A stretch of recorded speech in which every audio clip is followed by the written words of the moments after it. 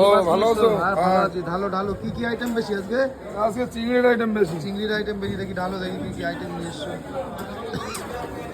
বন্ধুরা দাদার জল টল দিয়ে যে মাছটা ঢালছে এখানে, দাদার কাছে সব চিংড়ির আইটেম বেশি, তাই তো নাকি? হ্যাঁ সব চিংড়ির আইটেম বেশি। ঢালো ঢালো, দেখি কি কি করেছে। এটা কি চিংড়ি?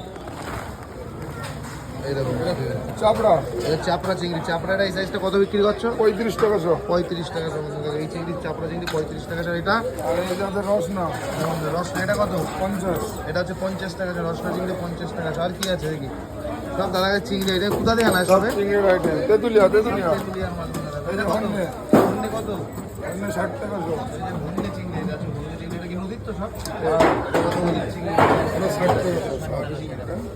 আর এইদিকে সব তোমার কাকা 50 টাকা দেবো। আর এটা কি?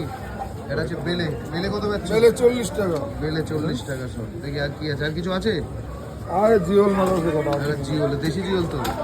হয়েছে 10-12 দিন হয়েছে। দেশি মাছ, দেশি চিংড়ি মাছের দাদার দোকানে আজকে বৃহস্পতিবারের বাজার।